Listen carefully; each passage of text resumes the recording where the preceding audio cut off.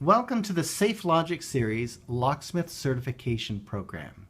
This is a video program that's designed to get you very familiar with the SafeLogic Series by SecuRam Systems. The SafeLogic Series is our entry-level SafeLock system, and we're going to take a look at a number of things today, including the design itself, then we're going to take a look at programming, and finally we'll take a look at troubleshooting. And these are all hopefully things that you will need as you see our product in the marketplace, whether you're installing them or whether you're servicing a safe that has them on. So first of all, let me tell you that we have three different products within the SecuRam SafeLock line. One is the SafeLogic series. That's what we see here and what we're going to be learning about today. The second is our ProLogic series, and the ProLogic series has an LCD screen in this area so that you can tell the difference quickly. The LCD screen allows you to do some advanced programming, but we'll get to that in another video lesson. And then we have our ScanLogic series. As the name implies, you'd scan your fingerprint in order to gain access with the ScanLogic. So again, we'll do that in another Locksmith certification program a little later. But today we're taking a look at the SafeLogic series. So let's get started. The SafeLogic series is our basic entry-level SafeLock system. You'll find this often on gun safes or on light commercial applications where you only need one or two users, one or two codes, and you're just trying to gain access to the safe. So you're restricting access to the safe by using our SafeLogic Basic system. So I said the SafeLogic Basic, but we really have four different products within this line. This is the SafeLogic Basic, and it is a stainless steel housing. So this is very robust. It's a stainless steel housing. We also have the SafeLogic Backlit, which is this product, and it is stainless steel also, but it has the unique feature that the numbers light up when you press them so that you can see to enter your code in the dark. Then we have two other products in the SafeLogic line that are not stainless steel housings, and this is the SafeLogic Toplet, and it has a polycarbonate ring. So instead of having stainless steel, it has a removable polycarbonate ring. Now that's kind of interesting in that you can easily get access to the battery box. So the battery's here and you slide your battery in there. But the other unique thing about this is you can swap out the rings in order to provide a different finish. So depending on the type of application you have or type of bolt work you have, handle you have on your safe, you can change it to a brass ring. It comes in both brass and in chrome. So that is the Toplet. Now the Toplet I didn't mention also has two LED lights at the top, so when you press the buttons, the lights shine down over the face of the entry pad so you can see to enter numbers in the dark, similar to what we did with our backlit. And then we have our very economical polycarbonate SafeLogic that is a polycarbonate plastic housing instead of our stainless steel. So this is a little bit cheaper. It's a few dollars cheaper, but really it is used on very kind of low-end gun safes, low-end residential safes. Does the same functions, but it's just in a less durable housing, in a polycarbonate housing. All right, so any of these entry pads make up the SafeLogic series. A couple of things we should note about that. With the stainless steel variety, so our SafeLogic Basic, we can have a battery box that is either mounted on the back of the entry pad, which is kind of standard. Battery's here. So you'd have to take this off the front of the safe door in order to gain access to the battery. Or we also have made a convenient battery access called our SureLock battery management system. And this is a very simple method of being able to provide access to the battery without messing it up. So you can only put the battery in one way. We've indicated that by putting these slots that take the terminals of the battery. Battery can only go in one way, and this compartment can only go in one way. And you'll see it also has a locking arm on it, so it locks the battery compartment in place. So real convenient. Many people have a difficult time replacing batteries on a safe lock, so this allows you to do it in a very easy way, and it stays in place because it's locked in place. All right, so that's the entry pads within the SafeLogic series. Any of these things will do exactly the same thing when you pair them with a lock. Now, we have options for locks. You can pair them with a swing bolt lock, which is this one here, a deadbolt lock, which is a dead latching square bolt. We can pair them with our spring bolt, which is a non-dead latching square bolt that's a beveled bolt, used often in interior compartments of safes. Or we can also pair them with this, which is called a strike bolt. And a strike bolt would be mounted on the jamb of the safe, and then as the door closes, a pin or receiver or a loop would engage with this strike mechanism here. So there's some advantages to being able to use that in inner door applications. You don't have to run your wire from the lock on the outer door, perhaps, to across the hinge of the inner door. So you can mount the lock on the jamb instead of on the back of the door. But we'll show you more of that when we get into the ProLogic series. The ProLogic series manages multiple locks, so we'll show you that at that point. All right, so that is the types of locks, and it's also the types of entry pads within the SafeLogic series. So now let's take a look at some different things here. Let's take a look at programming. So first of all, let me tell you that every lock comes with two default codes, 11111, and it opens the lock. That's the super code. Now you'll see that the lock stays open for 6 seconds, and you just heard the motor turn again, so it closes it. We also have a second code, which is the user code, 1, 2, 3, 4, 5, and 6. Opens the lock again. Again, it remains open for 6 seconds, and then you'll hear the motor turn, and the lock closes. So, a couple of things there. All of our locks are motor drives. So we don't have any solenoids within our line. They're all motor drives, which are more secure. The second thing is all of these locks have two codes built into them. So now we know that the default is super code is 111111. And the default user code is 123456. So how do you change those codes? First of all, it's advisable always to change the codes. The super code is the highest level code. It can delete the user code. It can add a user code. It can enable and disable the user code. So you can never delete the super code. The user code, however, the 123456, can be deleted. It can be enabled and it can be disabled, and we're going to show you how to do that. So first of all, let's change the supercode. How do you do that? I mentioned before that this is similar to the Lagarde Basic type of programming. So if you've ever used a Lagarde Basic, the programming that we use to program the SafeLogic series is the same. So to change a code, first of all, you enter 6 zeros. That puts it into program mode. Now you enter the existing code, and now you enter a new code, and you repeat. Now the supercode has been changed from 111111 to 212121. So let's try that code, and the lock opens. 6 seconds later, the lock will close. So if I were to enter my old supercode, you'll see it gives you 3 beeps, and this light lights up 3 times. That's an indication of an incorrect code. So the memory inside the locks, which is where the codes are stored, no longer knows the code 111111.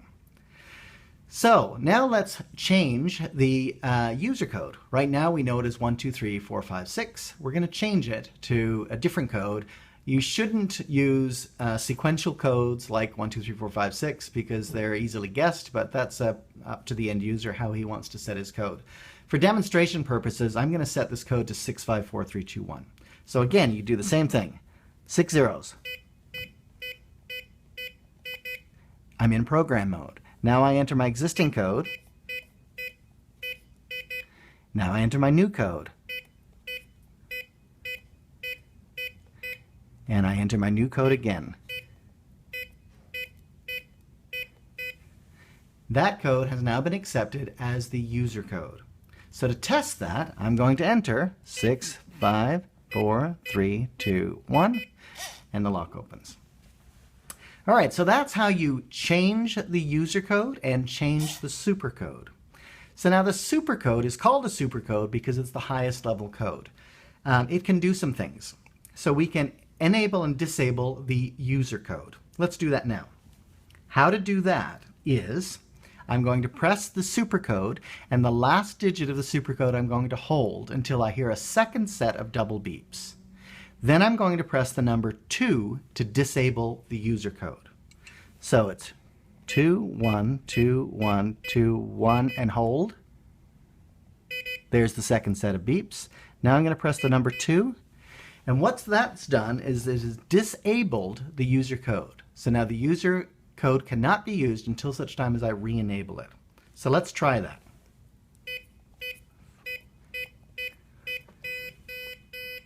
The indication of 3 beeps, and 3 beeps means an incorrect code. So that code has been disabled. So how do I enable it? Here's how you do that. Again, we enter our supercode holding the last digit until you get the second set of 2 beeps. And hold. There's the second set. Now I press 1, and 1 enables that code. So let's try it. 6, 5, 4, 3, 2, 1, and the lock opens. So the code has been disabled by pressing the number 2 after the sequence by holding down the supercode, the last digit, till the second set of beeps. Press 2. Then we enabled the code by holding on entering the supercode, holding the last digit until the second set of beeps, and then entering the number 1 to re-enable that code. All right, so what happens if I want to delete the code completely? I'm going to show you that. It is easily done, very similar manner, but I think what we should do is put this in a real-life situation. So let's say that you're called out to a job site and you know the supercode because the end users kept it, or perhaps you've kept it in your records, whatever you decide to do. But the person has lost their code. So I know locksmiths often get put in this position.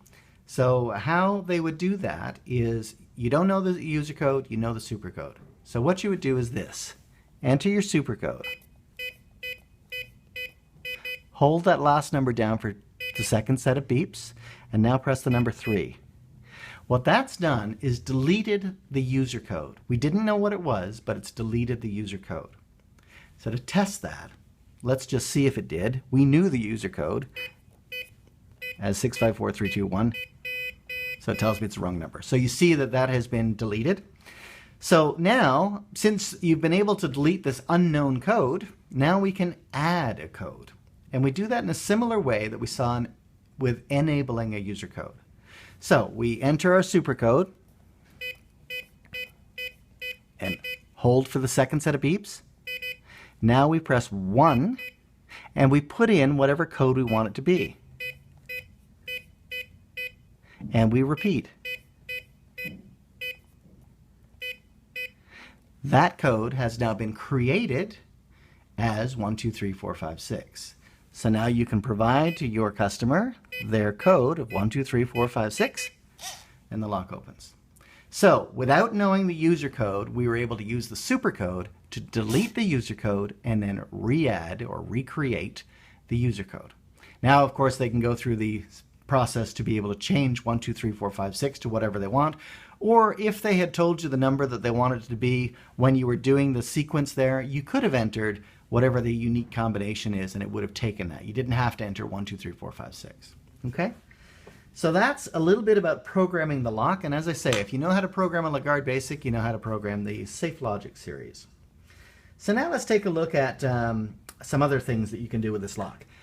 This is a junction box that allows you to plug in multiple locks. Now, with the SafeLogic series, it can only control one lock at a time. So one keypad to one lock. But using this junction box with our ProLogic or ScanLogic series, you could control multiple locks. Door number 1, 2, 3, 4, and 5. Sorry, door number 1, 2, 3, and 4. We can control 4 locks with a ProLogic or ScanLogic. The 5th port is for the keypad. But using this junction module, which is called a CB11 1T4, that's the part number, we can use it with a SafeLogic to provide AC power. So you plug your keypad into this slot, you plug your lock into this slot, and now you can plug an AC adapter, 9-volt AC adapter, into this pin in order to power the system using AC. So it's a simple device in order to provide AC power for your SafeLogic series. All right, so now we're going to take a look at a couple of things that people always get tripped up on with the SafeLogic series. And that is analog versus digital mode. So I have a lock here that is currently paired with a ProLogic keypad. You'll see as I enter my code, the LCD screen turns on and the lock opens. Now, what's unique about the ProLogic series and the ScanLogic series, these are smart systems. They have up to 30 users, they can be opened with a fingerprint, they can do dual control, time lock, all that kind of stuff. But if you had a lock that you took out of your stock and it was previously paired with a ProLogic keypad, how will it act with a SafeLogic EntryPad? We're going to show you that. So this, you saw that opened, no problem, right? So now we're going to disconnect this lock and we're going to connect it to a basic or SafeLogic series EntryPad. So we have our backlit keypad here. I use the word keypad and EntryPad interchangeably. In SecuRam terminology, we call it an EntryPad. In other people's terminology, they call it a keypad. So whatever works for you.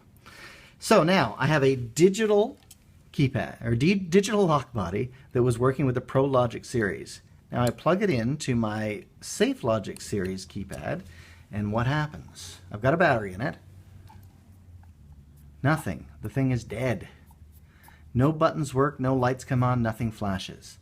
So normally, without knowing this, you would think this is a defective product. And quite honestly, we get a lot of product returned to us where they say, hey, the lock isn't working or the keypad isn't working, what's going on?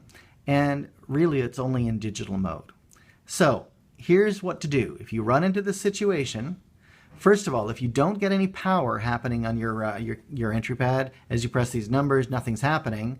Two things it could be, right? One is battery. It could be power. If there's no power, you're not going to get any signal. But if you do have a good battery, then you know that the other issue is digital mode. Our locks operate in two modes. When they're connected to a SafeLogic series, they were required to be in analog mode. When they're connected to a ProLogic series or ScanLogic, they're required to be in digital mode. This lock we know is in digital mode. So how do you switch it? Here's what you do. All right, we reset this lock using a fancy tool called a paper clip.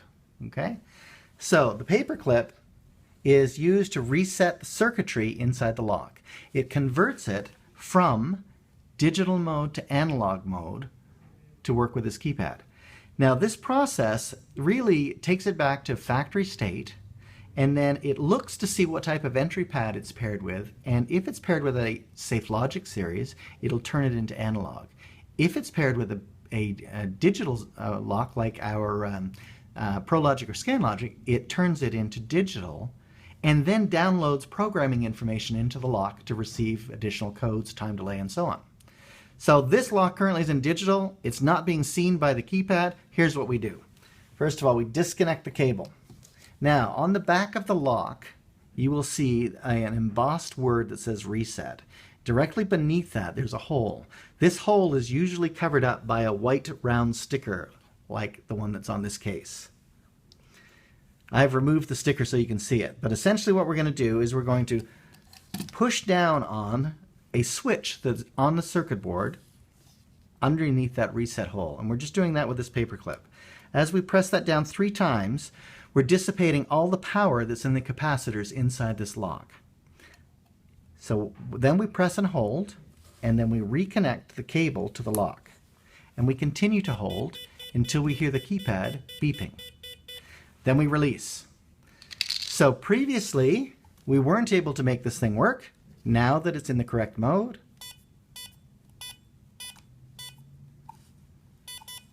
lock opens no problem. So if you ever run into that situation, that's exactly what's going on. The lock is in digital mode and it needs to be in analog mode. So that's how you convert it. Now, what's unique about that is not only did it convert it, but because it's connected to a SafeLogic series keypad, there are no extra features built into the SafeLogic series. They're not smart keypads like our ProLogic or ScanLogic. So it didn't send any information down to the lock for different types of codes. So in this case, It took the default codes as we did the reset on this lock. Default codes are 111111 and 123456. So this process that is used in order to reset the lock does two things. It turns it into the correct mode, from digital to analog in this case, and it also restores the codes back to factory default when paired with a SafeLogic EntryPad.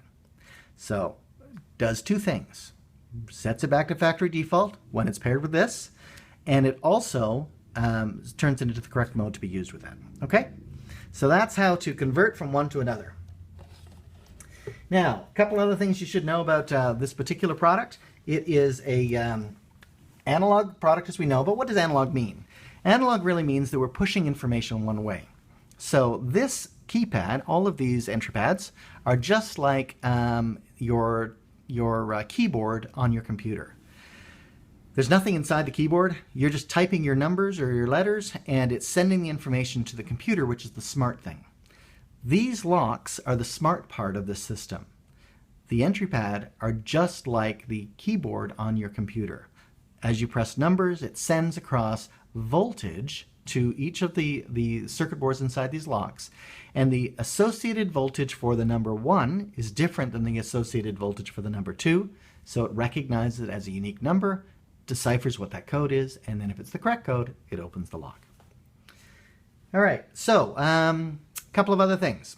What happens if you enter the wrong code in a lock? So we can enter 111111. We knew that was the wrong supercode because we previously changed it to 212121. So as I did that, you heard it go beep, beep, beep.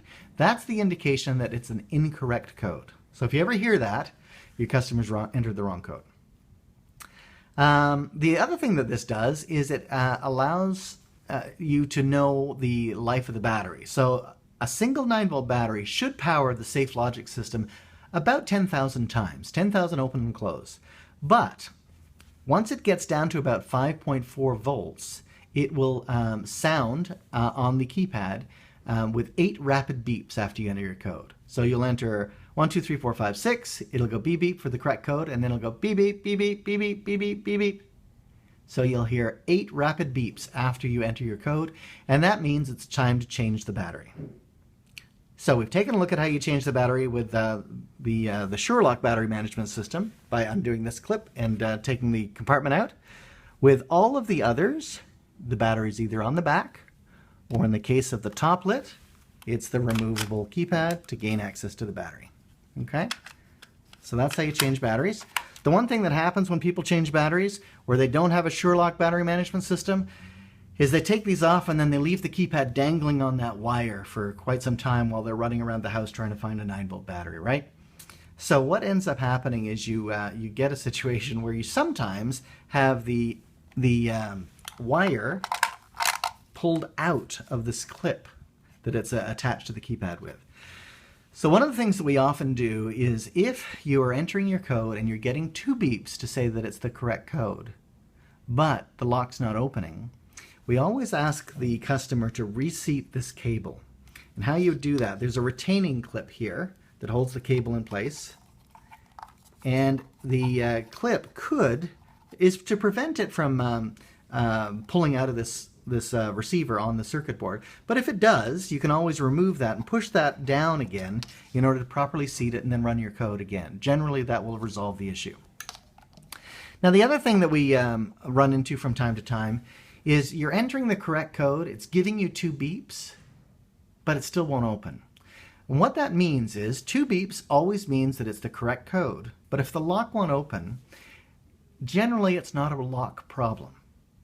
Now that might be funny to hear that, but these locks are solid. They are probably the most reliable locks in the industry. One of the reasons for that is we cycle test every single lock 2,000 times before we ship it. So we know the lock is good. Rarely do we have a problem with that. We have about a 3 in 1,000 defect rate on our product line in total. And usually locks aren't the issue. However, we do have, from time to time, keypad problems where the people who are using them are always, the human is interacting with this component. So stuff can happen. They can spill Coca-Cola on it. If they're in a fast food restaurant, they can hose it down with water. Whatever happens. Generally, if you enter your code and 2 beeps happen saying, hey, it's the correct code, but the lock doesn't open, don't drill. And I say that emphatically. Please don't drill. Call us, or better yet, do what we're going to tell you to do, and that is just change out the keypad. So carry an extra SafeLogic Series keypad with you. You don't have to choose the backlit one or the stainless steel one. You could choose just the cheap P-Series SafeLogic. It's plastic, polycarbonate. And just carry that with you on your truck. If you run into that situation, take the entry pad off, put the new entry pad on. All the codes, as you know, are stored in the lock. So enter a new code, and this lock will open right up. If it doesn't, call us.